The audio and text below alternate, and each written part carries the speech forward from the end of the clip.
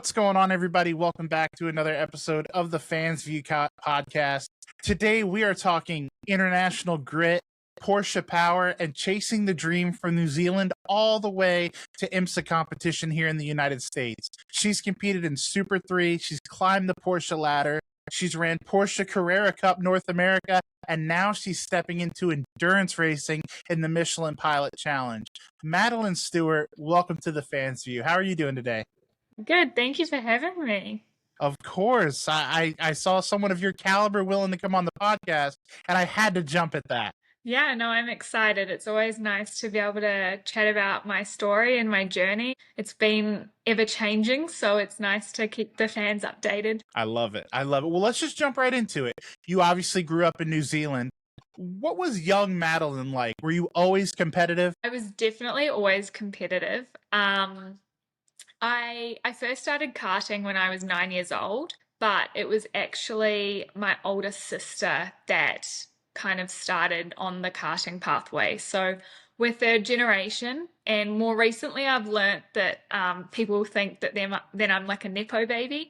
But when I say third generation, my grandfather and my dad both raced as like a hobby, club level racing.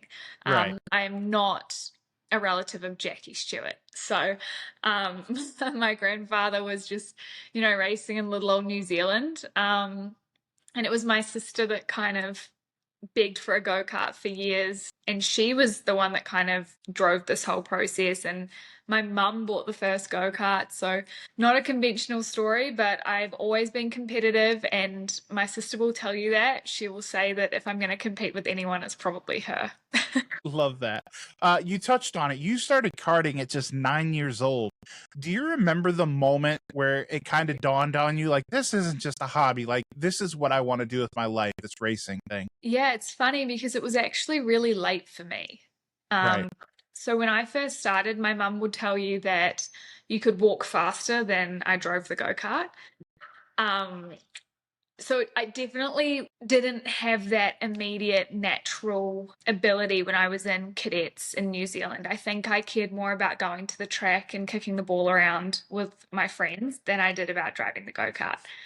But like I said, I'm competitive and I come from a very driven family, and we kind of just kept progressing to the next level. And I loved it as a passion, but I have very, very supportive but very realistic parents. So I didn't grow up with the whole, oh, my kid's the next Formula One driver. My dad was like, look, racing's really cool, but you'll probably never be a race car driver. So go to university, get a degree, make enough money, and then you can race for fun. And that was what I thought I was going to do. But like I said, a very driven family. So we just kept looking for the next level of competition. When we were racing in New Zealand, living in New Zealand, my mum decided we should start racing in Australia. And we were a part of the first few kind of group of Kiwis that started racing in Australia because there was a higher level of competition. Right. And I'd say I probably wasn't even ready for it, but we did it anyway. You'll see a theme. That theme continues throughout this. You'll see that there's been a lot of that in my journey. A little bit of a trend. I love it. Yeah. So we started racing in Australia and struggled at first. It was a higher level of competition and it was hard, and there were a lot more drivers. Some of the fields were oversubscribed, 60 to 70 plus go-karts in one race. So it was definitely a step up. But we ended up in a team that had a lot of success, and I did a lot of testing and put in a lot of work. And when I started, running at the front of the field, I won a state title, and I ended up second in New Zealand in KZ2. I started to think maybe this was more than just a hobby. That's a perfect segue to my next question. What was the first race, if you can recall, where you truly felt like, yes, I belong here. This is what I'm meant to do. I deserve to be here. I think it was it must have been 2016. So I was racing in Australia, and I was supposed to be racing in juniors that year because that's what we'd entered in. And it turned out they changed the rule, and I was actually too old to race juniors, technically. So they made the rule that the year you turned 16, you had to be in seniors. So I turned 16 in August, which meant that I had to go into seniors. And I had tested in juniors for a week and then arrived on the Friday of the race and found out I had to go straight into seniors. And I, again, wasn't really ready, but that's just what you do. So Right. to give people a perspective if they don't know karting at all, when you go into seniors, it's pretty much that age and up. So there were 20, 30, could have been 40-year-old men, women, if they wanted to. So it was Rotax light, but a lot of the guys were late 20s, early 30s, and there's 15-year-old me like, hey, I'm here. So the first round went okay. And then it was the second round, I arrived and we'd done some testing and I was pretty quick, but, just there or thereabouts. And then it came to qualifying, and the lap times, because it was really cold, they were a lot faster than what we had been practicing. And so it gives you a little bit of a not a great sense of where you're at. Like, was that a good lap time? Or it's hard to tell. Anyway, qualifying happened. I came into the in-grid and there was the lap times on the board, the qualifying results. And there would have been, I want to say, at least 30 people, but it probably showed the top, 20 to 25. And I started at the bottom and I'm looking for my name and I'm looking for my name and I'm like, I'm not even in the top 20 something. Like, I am so far at the back because I made it to like 10th and then I was like, I'm not even in this. Like, what has happened? And I came through and I pushed my go-kart through and my parents are there cheering. And I was like, what are you cheering for? And they're like, you're fourth. And I was like, I qualified fourth. And I think in that moment I was like, oh, like I can do this. I can be here. And that year went quite well. And then it was the following year that I led the championship for the first 3 rounds. And then I unfortunately had mechanical issues, but anyway, that was kind of a defining moment for me. I love that story. That's fantastic. Obviously you spent some time with the karting. You had some success in karting. In 2019, you make the jump to the Super 3 Series in Australia. That's a serious step up in competition, obviously. What's the biggest shock going from karts to touring cars like you did? I agree. It is a massive step up and not one that many people made. There are definitely some steps in between that you can take. I would say the biggest shock for me when I first got into a race car was how much my inputs changed the balance of the car. So with all of that weight and all of the weight transfer, if you brake, the weight goes forward on the front. If you crack the throttle, you're sitting back on the rear.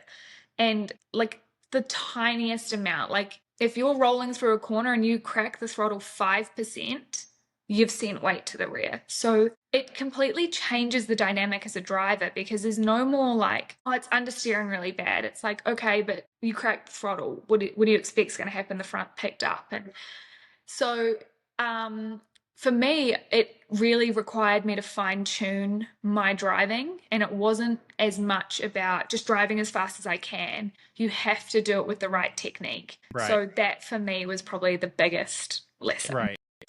And that's a perfect segue to my next question. Obviously, like you said, touring cars are physical. They're heavier. They demand patience, precision.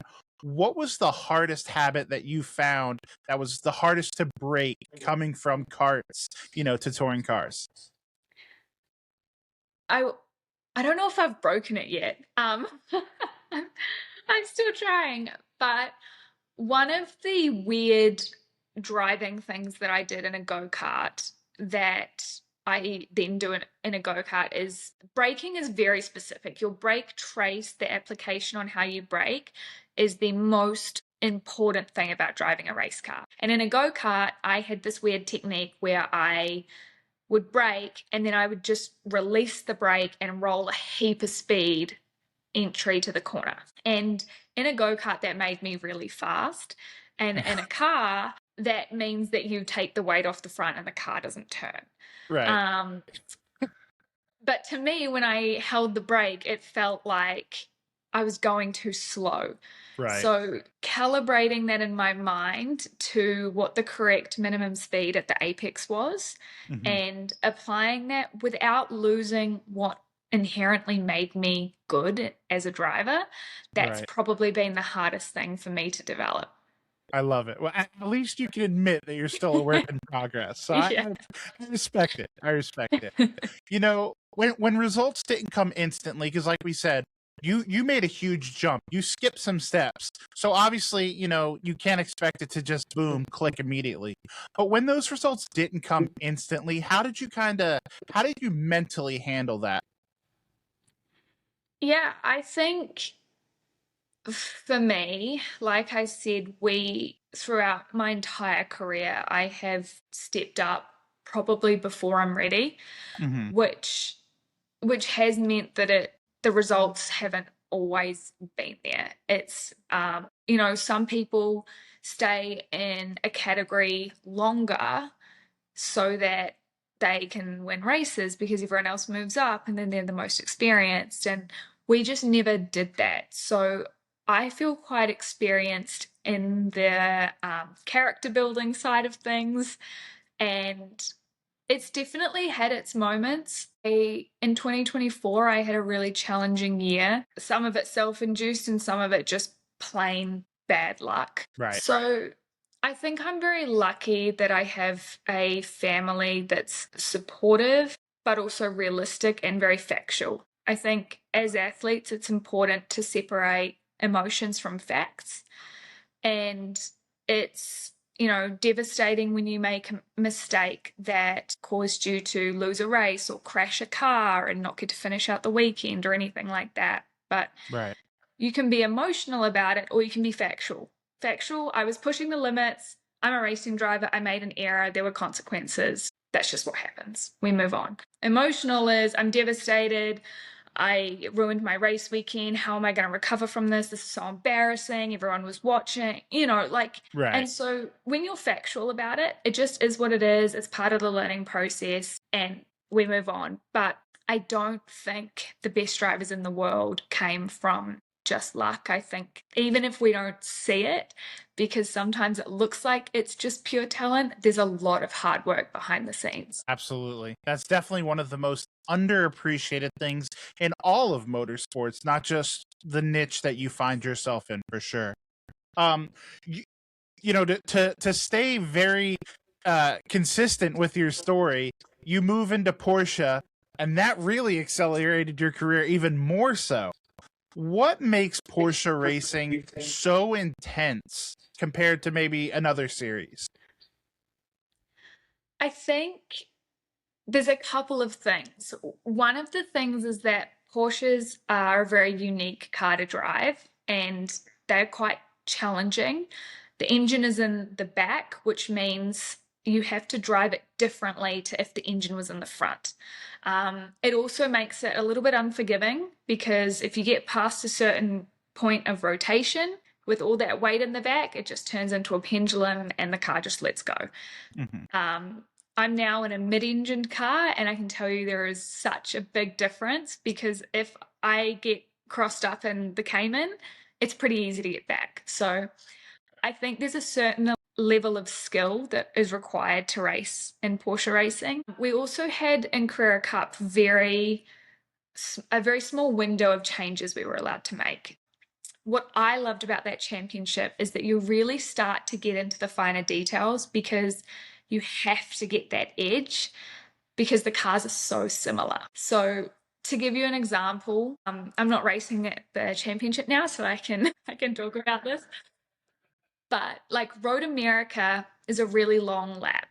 And when we tested there, we found that on a new tire, where we're trying to get the absolute maximum out of the tire for a push lap, we were really struggling with the left rear in the last corner. We were running out of like that goodness that a new tire brings in the last corner. So we started talking about sacrificing 5 to 10% of our effort at turn 1, which was also a right-hander, to then have that left over at the last corner, which was a right-hander onto a big straight. So that is starting to get right down to the details. We're talking about like 0.2 of a bar of pressure or point, it's such small little details that we start to get into, and that's what I loved about that championship. There was just no room for just winging it. Right. I was just about to say, the passion that you talk about, the technical aspects, I love it. Like,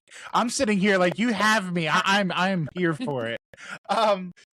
Something we didn't mention with the whole Porsche portion of your career is the move.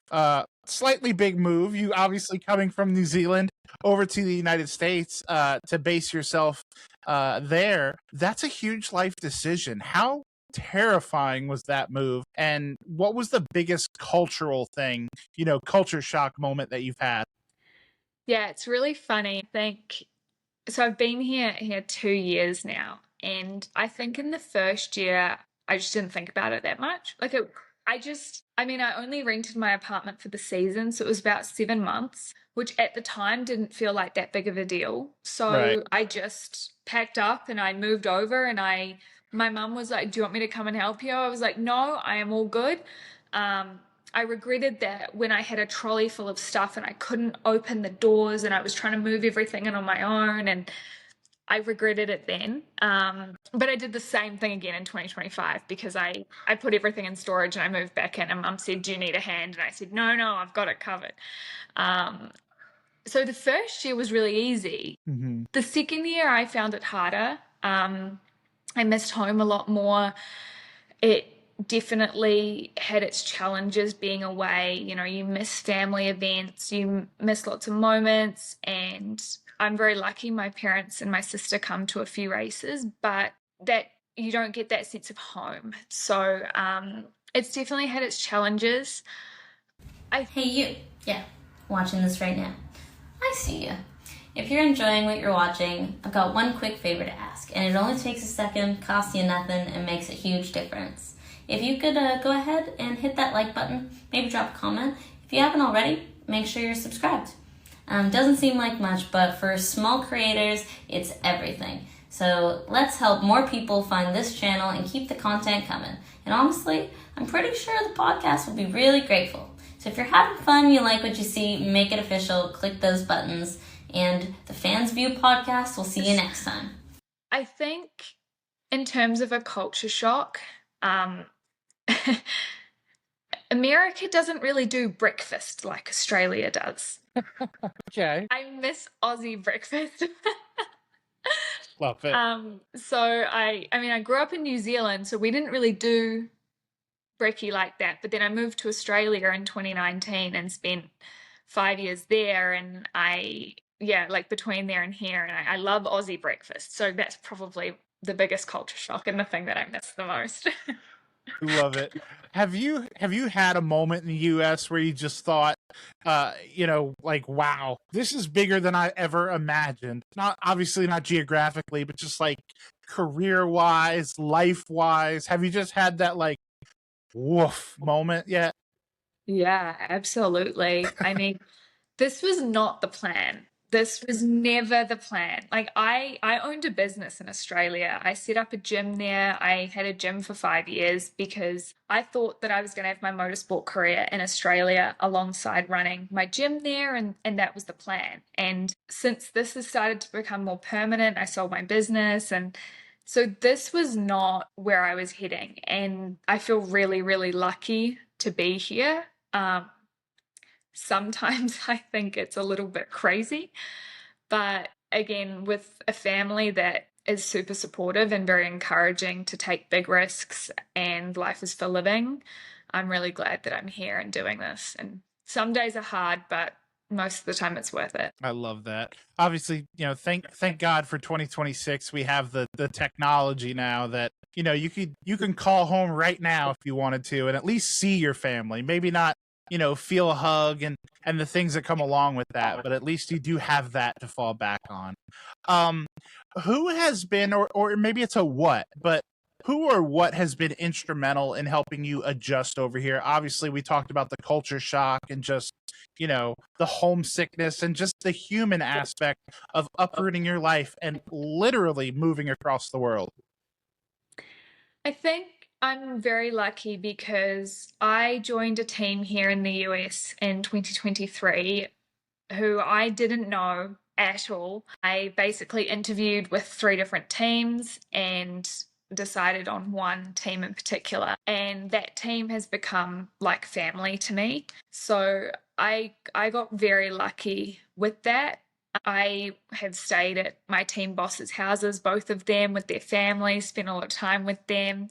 And I'm no longer with that team now because they don't run a Michelin Pilot car, and I have taken the next step in my career, and I'm really excited to be with CSM Motorsport now. But the last couple of days I was actually testing in Sebring, and JDX, my old team, were there, and I went down and it's like seeing family again. And I know that if I was having a difficult week, if I called them and I wanted to head to Denver and stay with Jeremy and Joanne, I know they would have me. So I think they've been really instrumental in making me feel like I have a really nice support network and a safe place here in the US. That's fantastic. And I want to talk about the Michelin stuff.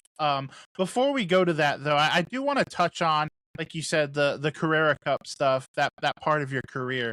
How much of the Carrera Cup would you say is raw speed versus mental discipline? Because obviously those fields are stacked. Every driver thinks they can win, you know, and it takes milliseconds to kind of separate that field sometimes. I mean, last year at a couple of races, there was 17 pros, which I would say is one of the, aside from Super Cup, one of the most amount of pros in a Carrera Cup championship around the world. It was highly competitive, and anyone in those 17 could be top 6. And it just depended on who executed well on the day. For example, Road Atlanta, I qualified 13th, but if I was less than 2/10 quicker, I would have been 6th. And that is so frustrating sometimes. Like, people go, oh, that's really great. Like, you could have been 6th. And it's like, yeah, but I wasn't. Like, it doesn't count. So, you know, you can't blink fast enough to do less than 2/10 of a second. So Right. it's nothing. But for us, that's a lot. So I think in that championship, it's not just talent. I think it requires a whole lot of execution from the team and the driver. And it requires a lot to go right all at once. So I think people that don't have the discipline to put in the work away from the track or even off the track, like between sessions at the track, I think those drivers don't execute as well. I think you have to put in that work between sessions. Absolutely. Couldn't agree with you more.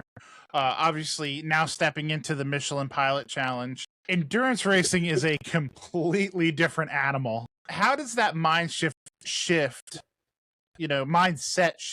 from sprint racing? Yeah, like you said, it is totally different. I arrived at Daytona. I had never really driven the car. I did one little race in a Cayman at the beginning of 2024. So I did a couple of sessions in it.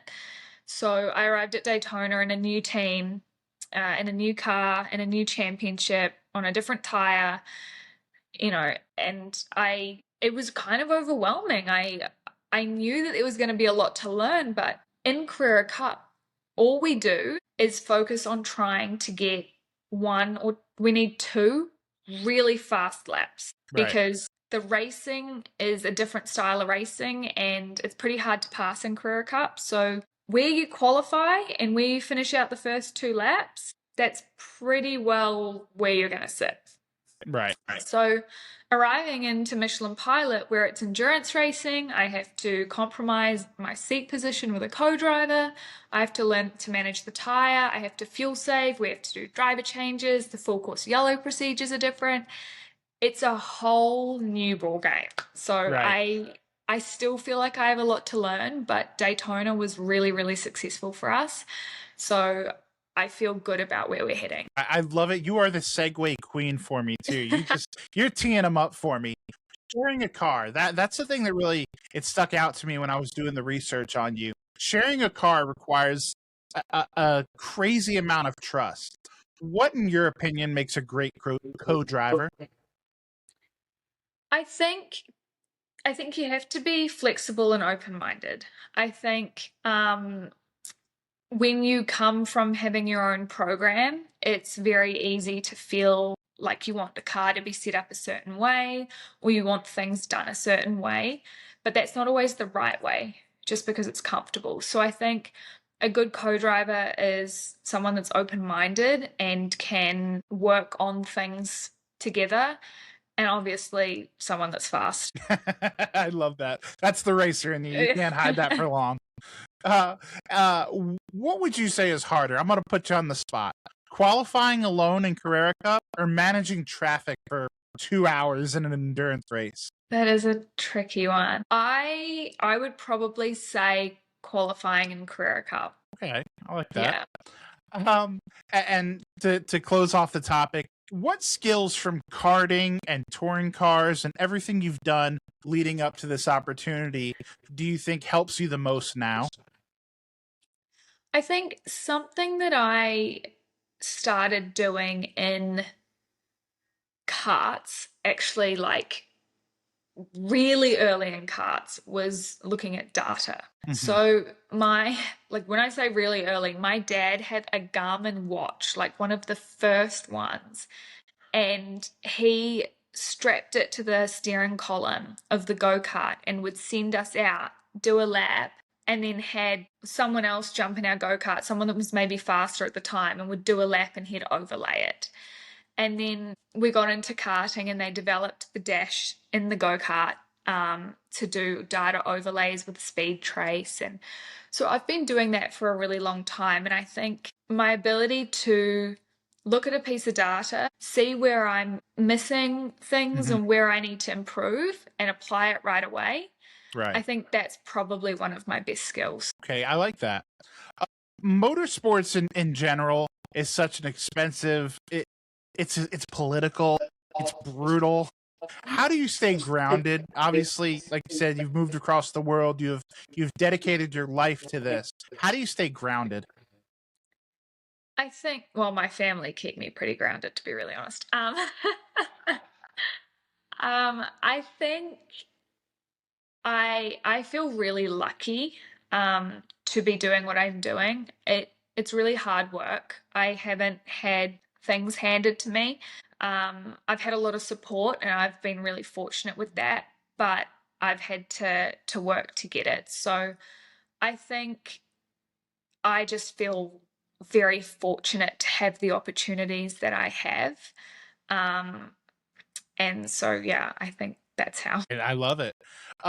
Obviously, racing life isn't all sunshine and rainbows.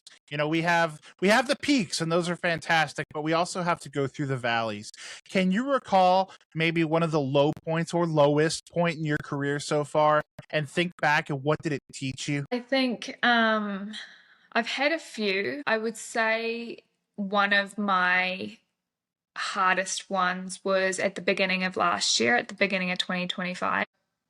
Stepping even further back from that, I mentioned earlier I had a really challenging 2024. It was my first year in Carrera Cup, and I ended up in a couple of crashes.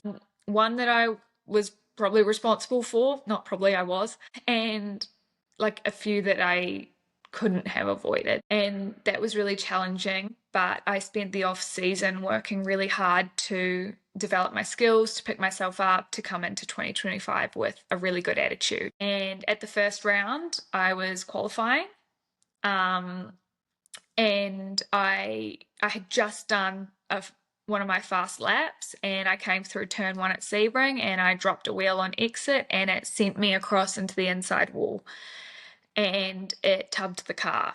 So that basically means it rode off the chassis. So I was out for the weekend. So I'd pretty much spent the whole off season preparing myself, raising the sponsorship to actually be on the grid in 2025, and I crashed in qualifying at the first round and didn't get to race. So I sat in the grandstand all weekend watching all of the other drivers race, and that was really hard. That's brutal. I sat in the grandstand as they said over the commentary, and unfortunately we don't have Madeline Stewart on the grid due to a accident in qualifying, and I sat there while the whole grandstand could see me sitting there, and I left the track that weekend, and I had one of those, how do you come back from this moments? Like, when I first crashed, the car didn't look that bad. So I was like, you know what? I made a mistake. I'm going to lose my fastest lap in qualifying, and I'll be on the grid for race 1. And when Porsche came over and said, no, the chassis moved, it's cracked, the car's tubbed, my heart sunk. I could not believe it. I didn't know how to bounce back. But my team were awesome, and I think that's where I learned what I was telling you about earlier about fact versus emotion. You know, I had an amazing sponsor that said to me, hey, I'm really proud of you. I'm really proud of the fact that you were pushing the limits. You made a mistake, and that just happens. And across that weekend, I actually saw one of the factory BMW drivers do the exact same thing that I did in the hypercar. So the exact same thing. And I think that's where I learned that, you know, it's okay to make mistakes, and it just is what it is. I mean, the F1 drivers, how many times do they put it in the wall and they're out for a race and they don't even blink twice? They go, oh, absolutely, bugger, you know? So I think that's where I learned to remove some of the emotion from. I love that. Well, at this stage of your career, what drives you more? Is it proving people wrong, or is it just proving yourself right? I think a part of it is making my family proud. I think that's a massive driving factor for me, and proving people wrong. I knew it. I could see it in your head. You were just deciding if you wanted to say it out loud. I'd love to tell you that it's proving me right, but like I know what I can do. You know, Yes. like I know that already. So I've been told by people that they know what I can do, but I've also been told by people that I'm in the wrong place. So yeah, like as a competitive person, there's a little bit of that drives me that's too. right. That's right. Just tell them to suck it. I got Yeah. it. Madeline, this has been so much fun. I cannot let you out of here without asking my 2 favorite questions. One of which, this is the fan's view. I'm a fan of motorsports, of a million different things. Outside of the track, what are you a fan of? A few things. I'm a motorsport fan through and through. It doesn't matter what it is. If it's got wheels and an engine, I'll watch it. I've recently started learning more about NFL and NHL since being in the US. I've been more of a fan of that, but I am also a massive fan of anything CrossFit or gym training wise. So the new Hyrox races that people are doing, CrossFit, all that kind of stuff, I'm a big fan of. I love it. I love it. Have you settled on an NFL team yet? Have the Colts already sucked you in? Well, I've been to a couple of Colts games and they won both times, but they haven't sucked me in. I don't know. I haven't actually settled on a team yet. I thought I had, but then they kept losing, so I don't do losing. And apparently people say you have to write it out and like they do the draft and like, but I just don't have patient enough for that. Listen, I've been a Jets fan for 30 years. Sometimes it doesn't get better. You just suck your entire life. So don't let them lie to you. Jump on the Kansas City bandwagon and enjoy yourself. Yeah, that sounds good. And last but not least, obviously, you know, you're a young woman. You're still very young in your career. You have a lot of laps left. How do you define success at this stage of your life and career? I think right now for me is success is knowing that I executed and I did the very best that I could do with what I had, and that I did absolutely everything possible to achieve a great result.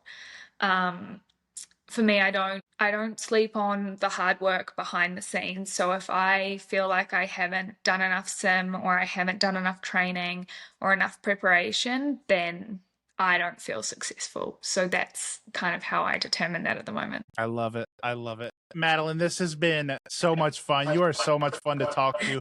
Where can people follow you on social media and follow your career and everything you're doing? So my Instagram is at Madeline Stewart __. I am also on TikTok more recently, so more of my fun stuff is on TikTok. I don't even know my handle for that, but I think if you search Madeline Stewart, it should come up. I'm also on YouTube, and my website is www.madelinestewart.nz, and that is where you can shop all of my merch and my t-shirts and stuff. Love it. I love it. Guys, make sure, go shoot Madeline a follow on any of the social media she just listed. That's free. If you have the means, go hit her website, buy some merch, support her that way. Just send her a nice message and tell her you're cheering her on from the couch. Madeline, hopefully this is the first of many opportunities to chat with you. This has been, like I said, so much fun. Yeah, thank you so much for having me. I really appreciate it. Absolutely. Like I said, guys, make sure to go support Madeline however you can. Follow the show here. You know all the things, the like, comment, subscribe, follow, all that fun stuff. Do it all. But most importantly, guys, don't forget at the end of the day, call your mom. If you haven't liked or subscribed, you're going to be joking me.